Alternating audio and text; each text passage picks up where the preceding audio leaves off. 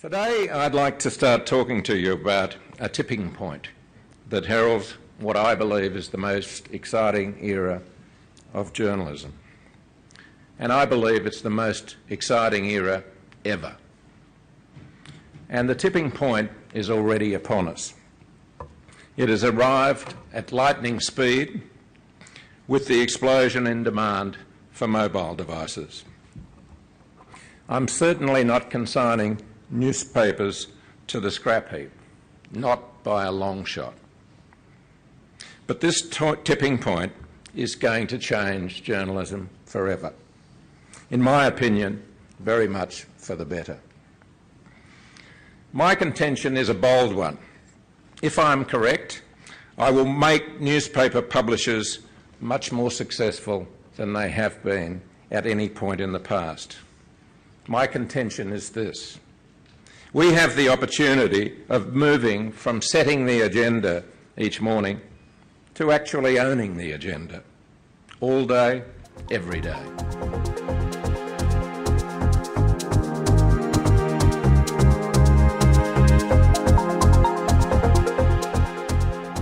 Publishing platforms cannot be endlessly added to a newsroom without changing its structure. It's like sticking wings on a car and expecting it to fly. The Adelaide Advertiser now publishes a newspaper, an iPad app, a website, an email newsletter, and will soon add a fifth platform, premium content. Mel Mansell, editor of the Advertiser, has created a unique approach to newsroom management. The old newsroom, and it wasn't very long ago it was operating, was a typical newspaper newsroom. It was efficient. It had been working the same way largely, really, for 150 years. Which might work well for a newspaper, but when you start publishing online to the extent that ours and other newspapers are, it's not going to work quite so well. And clearly, with the new technology coming, such as tablets and smartphones, then you've really got problems. So I knew that something had to change. I wasn't quite sure what it was, but we had a long, hard look at the newsroom, and we realised that this old structure, which was pyramid based and flowed from the top to the bottom, may have been fine a century ago, but it just wasn't working now. It was inhibiting communication. The amount of information flowing onto the floor was doubling every year, and it was inhibiting our capacity or our ability to do the job properly, and then it was really affecting communication. Mr. Mansell said the new model was partly inspired by 24-hour broadcast newsrooms. And we're talking of places like Fox Sports, Fox News, Sky News in the UK, and ESPN. Tremendously flat management structure. There was a great deal of responsibility given to all individual people across the floor. And with that responsibility, the added responsibility of these people, I think there was a lot of opportunity, and they had a lot of control over their content. Along with network managing editor Rod Savage, Mr. Mansell changed job roles, overhauled the decision-making process, and increased collaboration and responsibilities for staff. We got rid of the chief of staff role completely. It's gone, and we replaced that single role, and there are other roles related to it, like deputy chief of staff and the like. Replaced it with 3 senior producers.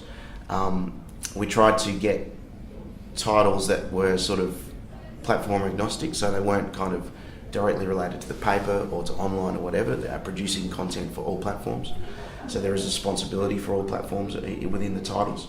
So the 3 senior producers who work across different shifts of the day. Beneath them is a series of desk producers. The desk producers are, I guess, what you might class as rounds, I suppose, but there's teams of people, and the desks that we have on the Tiser news floor is cops and courts, general news, health and education, which we kind of just pull under the title of policy, politics, business, entertainment and sport. And so these teams all have a desk producer. The desk producer is responsible for the forward planning of those teams, the rostering of those teams, the daily ideas coming out of those teams. The desk producers are also still journalists. They're expected to write and to produce content as well. But it's also about how they take an idea and see how it goes across all platforms, or also take an idea and see how it works through a 24/7 news cycle.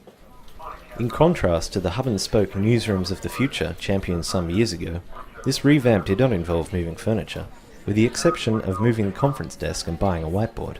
And it's not just any whiteboard. Basically, anything you can do on a computer, you can do on this whiteboard. It's terrific for visuals, so particularly photographs. But you can blow photographs, we can crop photographs, we can draw pages on the whiteboard, just like a rough to show people how we want to use things. We use the whiteboard to show people some of the great work that we're doing or we've got coming up. We show them pages of sections that have been completed in the paper. If we've got very good interactive graphics online that we need to be promoting, we can show people on the whiteboard as a group and they get a better understanding of what's happening. They also moved the conference desk into the centre of the newsroom. And the idea behind that, and it wasn't my idea, it was actually used quite extensively in Scandinavian countries, was that in newsrooms, when senior staff go behind the glass wall to talk about things, everybody thinks a conference is secret, and a lot of reporters think that editors are saying nasty things about it. But certainly this newspaper was not true. By having a conference on the floor, people can hear what's going on. Everybody is invited to attend. Often people are just walking past and they'll stop and listen to what's going on. If we're talking about a specific story, we're right in the middle of the floor, and often the reporter is very close and we can just call them over and they can come over and talk. But most importantly, people realise that this is part of the collaborative process. They can see, they can hear, and they can take part in what's going on. At the beginning of each news conference, Paul Starrick, News Director Digital, presents traffic and social media metrics for online and mobile content. What I'm trying to do is show people, the broader newsroom managers and leaders, how things are progressing, particularly online. That does take into account some iPad, and what I'm trying to do is show them what's driving traffic and explain why. And also explain some of the trends behind why traffic might be higher or otherwise on a particular day, because that helps us tailor our content to the reader. And I'm not saying that we drive our decisions, solely by that. I kept Egypt up at the top of the Egypt story at the top of the site for a long time this morning, even though it wasn't doing a lot of traffic, because I thought it was the most important news story. We then replaced it with the cyclone, which was doing lots of traffic.